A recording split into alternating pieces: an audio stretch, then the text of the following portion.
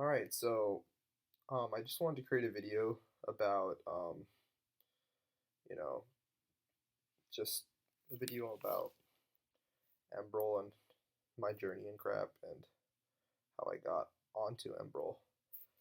So, I actually took my first Enbrel injection yesterday, which was Friday, October 28th. Oh, Thursday, October 27th. Today's Friday, October 28th.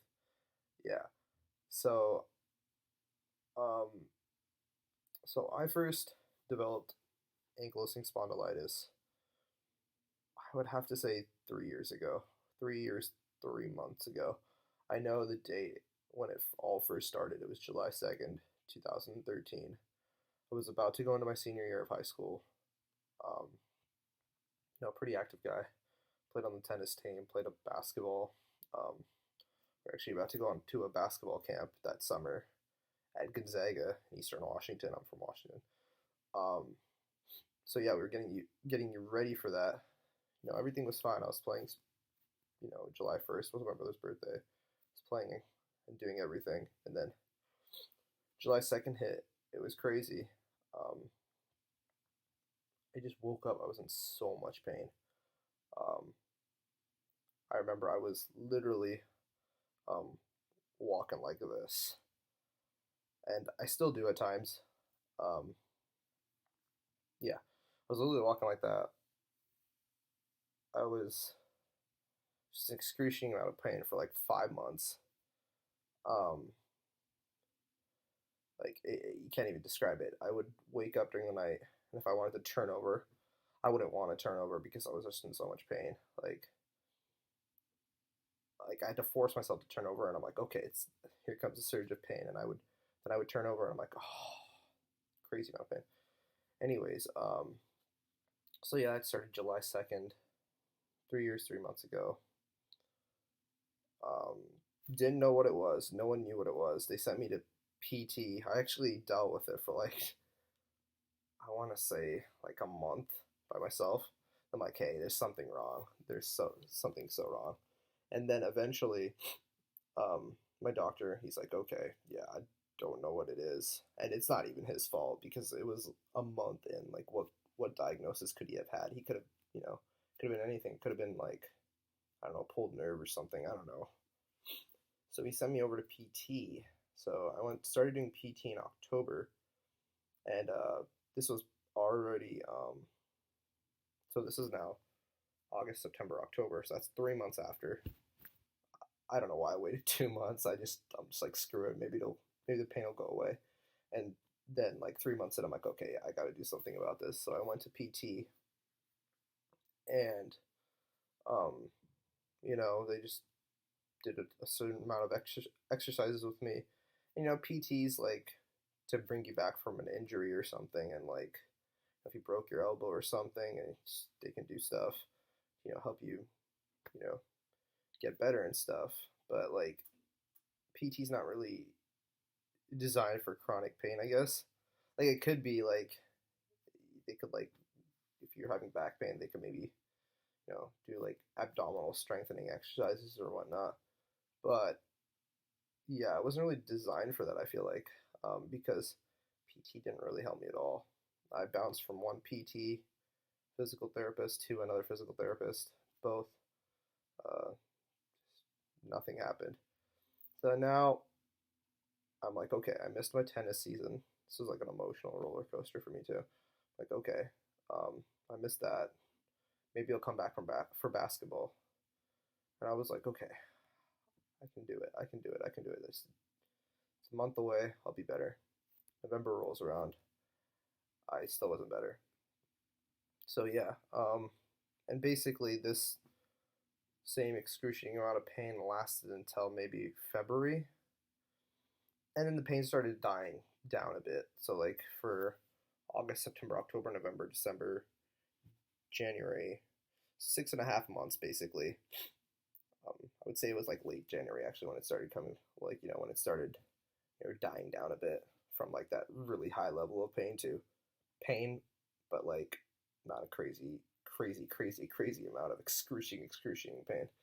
That mind you, this pain was still pretty, like, it's still bad. Like, I have a really high pain tolerance now because of 3 years of that. So like when they have those like pain tests too, I think it's all relative because they score your pain level. How much pain are you in? Like a 10 could mean something else for someone who just experienced pain to someone who's had pain for a long time, because someone who's had pain for a long time just has been dealing with it so long that they're kind of used to it, and it's just, I guess, not as bad. But yeah, where was I? Okay, so yeah, it was February, and pain started dying down a bit. Still bad. So it rolled around. This was my senior year. Senior year ended. I went to college. Well, I'm still in college right now. I'm actually a junior right now. So yeah, I went to college. Pain's still there. Living in the dorms the first year. Apartment now. And I remember like there was nights where like I was like alone. So I had both my friends there too. Like they were my dorm mates, but um, I had to deal with it myself. I didn't really want the burden to be on them, because like when you're in pain, you don't really want too many people to know, because then people start looking at you different and stuff. They're like, oh, they kind of start feeling bad for you. So I kind of dealt with it. Whenever I turned over, I would like grab the pillow super hard so I wouldn't like groan or something like. And yeah, um, dealt with that. Pain level now is probably 70% of what it was in the beginning. The 100%, the craziest amount of pain was like, I would not wish that on anyone. That was really bad. The 70% of pain was still enough pain for me to not be able to play sports. Like if I started running, I made impact with the ground, it would with my foot, it would just start hurting like crazy, like every time. And it was weird because like yeah, I forgot to mention this. My pain was weird because um,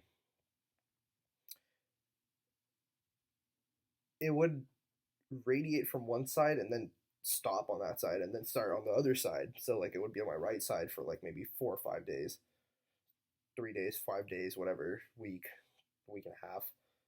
Then it would somehow get to my left side, and now my right side's like okay. Like it still feels weird. It still feels this feeling of weirdness that like your body's not normal, your pelvis isn't normal and whatnot. Like so, AS, like ankylosing spondylitis, usually starts around the SI joints, which are the joints that are around your pelvic region, sacral.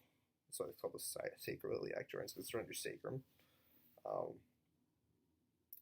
so yeah, the pain would start there, one side, go to the other side, come back, go back and forth, and it would be pain like right centered in the joint, and sometimes it would radiate out towards the hip.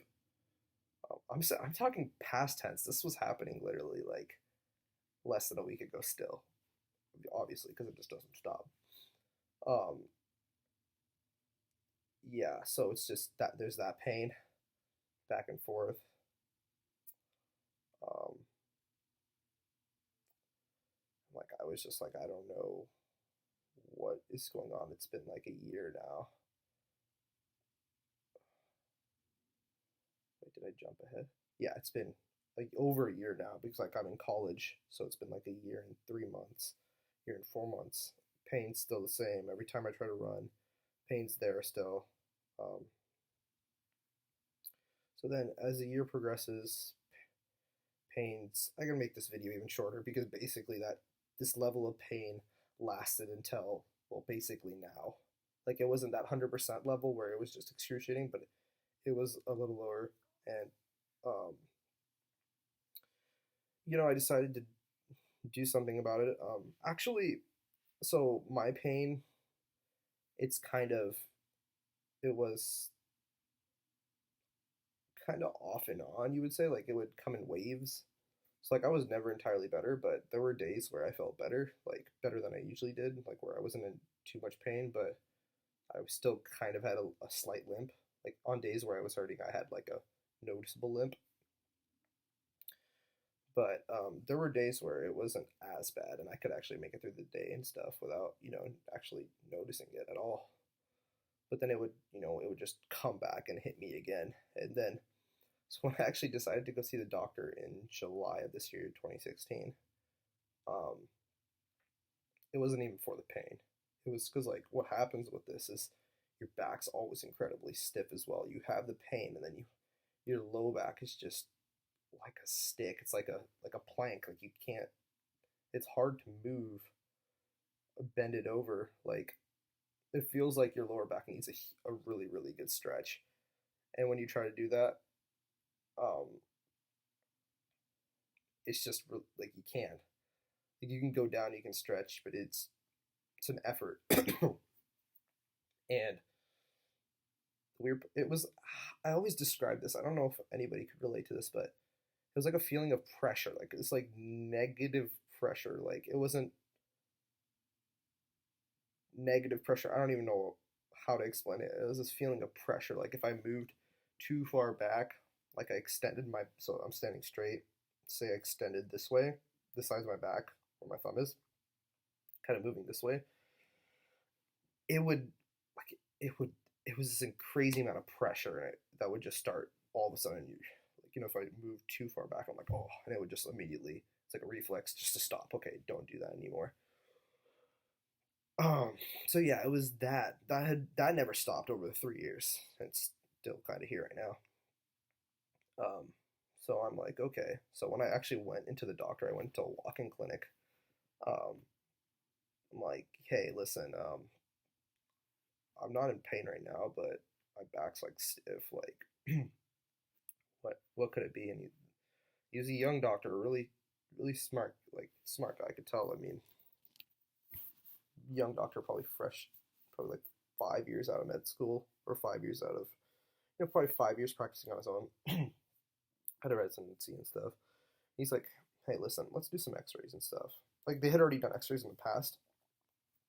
I'll actually talk about that soon too. They had done X-rays so he did an X-ray, and he's like, hey, this is what I think it is. I think it's ankylosing spondylitis.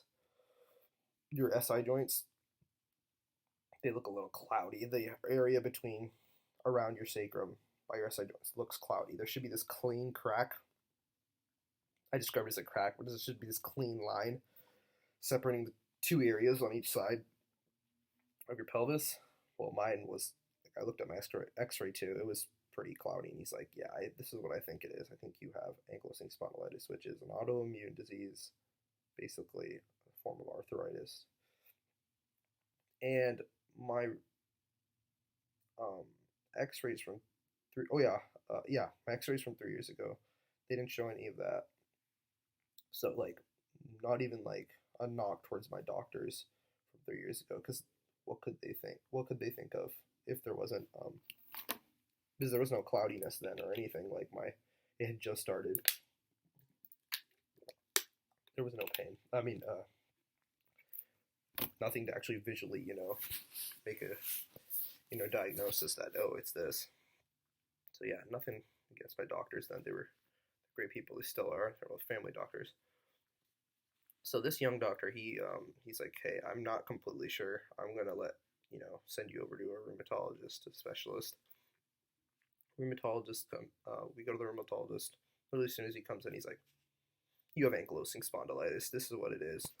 Your X-rays, your whole spinal X-ray, thank God, looks perfectly fine. Unremarkable was the term. I think my lower part of my spine was kind of rounding a bit, which is kind of a sign where, like, it's not really affecting me, like, yet, but it's kind of like an early sign that maybe I could start fusing on my spine, because that's what happens in AS. As the disease progresses, your vertebrae start fusing. I think it's probably because you have like facet joints in between. You have many facet joints in your spine, and they just get eaten away by, I don't know, get eaten away by your immune system, I guess. So yeah, you fuse all the way up. some people fuse in different areas. That's what the rheumatologist said. Like some people could fuse down in say the lumbar area, and then then fuse in the cervical area. Some people could just fuse in the thoracic area. It's just random. Some people could just fuse all the way up. Really random. Yeah. He's like, okay, so my best course of action would be to take Enbrel. And he said that this drug came out either in the early 2000s or the really late 90s.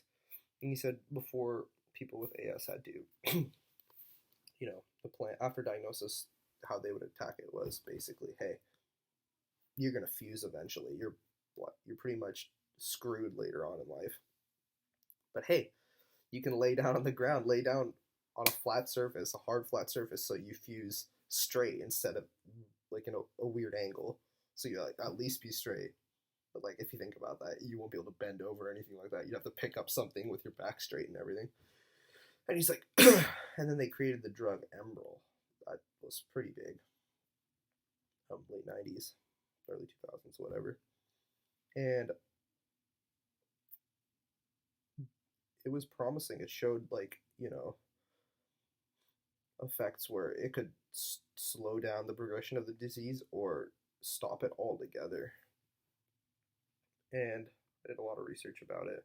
At first, talked with my parents.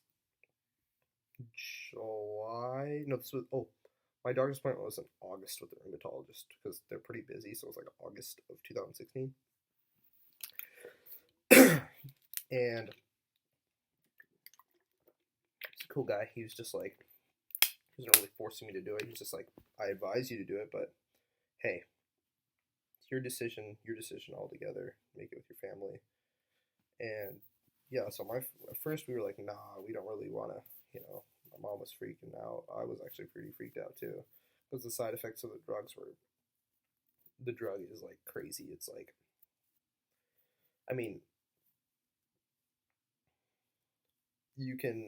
you're more susceptible to infection because of course it's an immunorepressant, Enbrel, and it inhibits your immune system basically.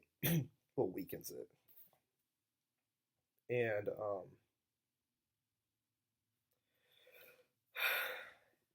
then it had like I have something stuck in my throat.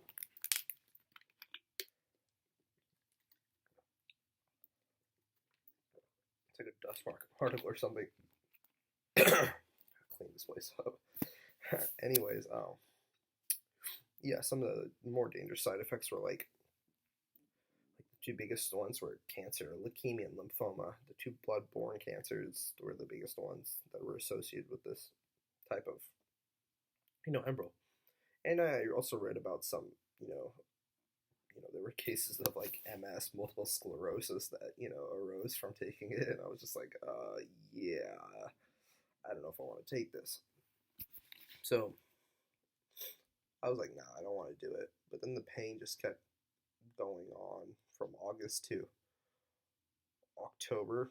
Like it kind of flared up even more than usual. So it went from that 100% 3 years ago to 70% for maybe like 2.5 years.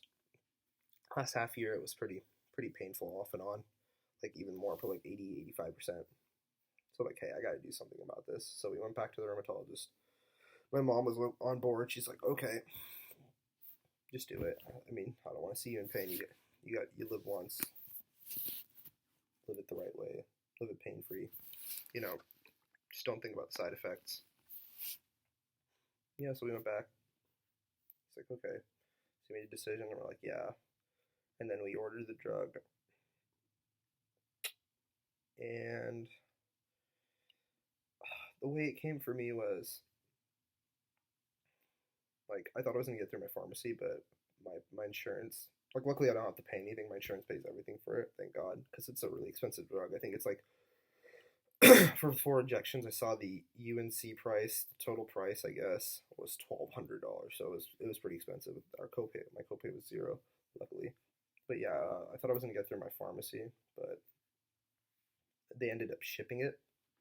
So they shipped in this like box that was like insulated with like cold insulated, I guess. So like it wouldn't, because the drug's supposed to be kept in the fridge.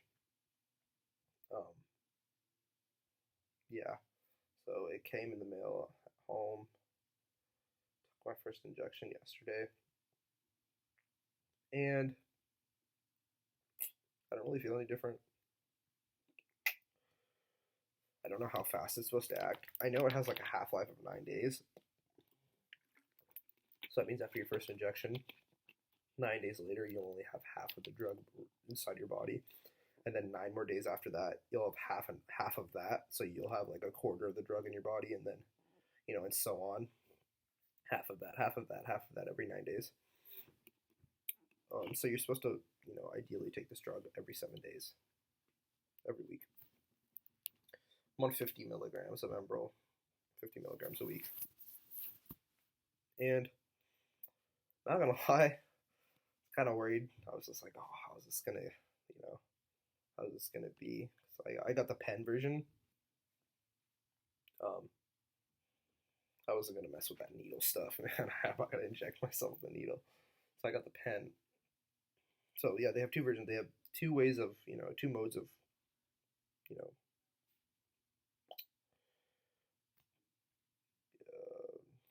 injection, I guess you would say. I think since it's a needle, it's probably intravenously, so through your vein.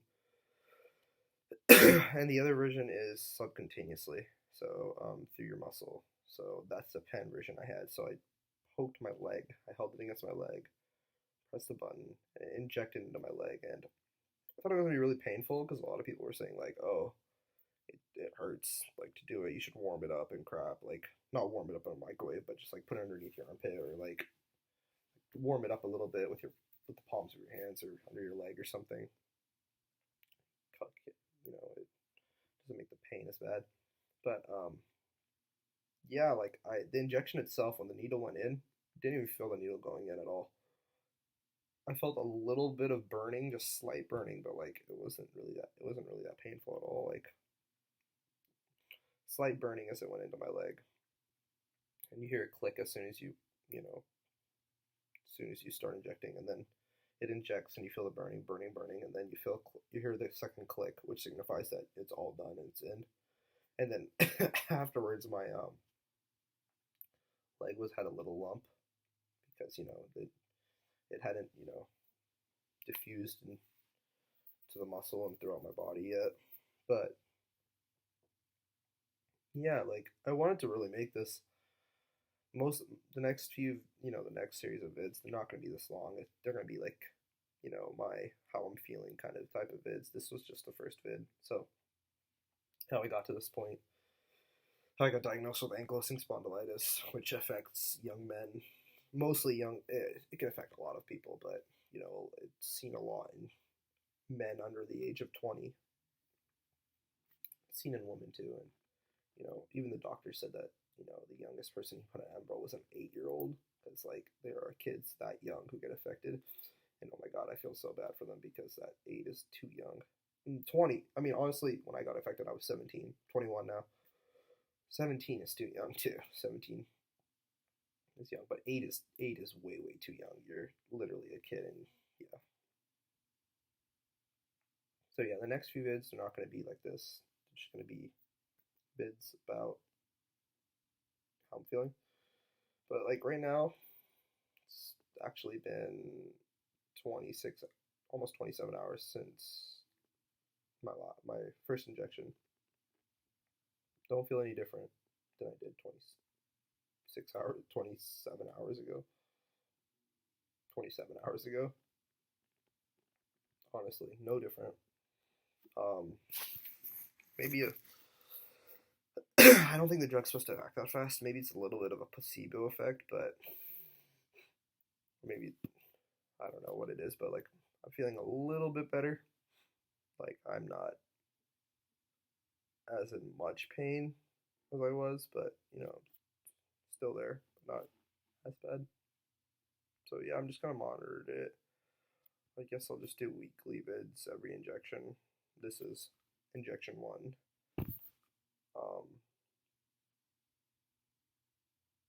Yeah, gonna keep washing my hands.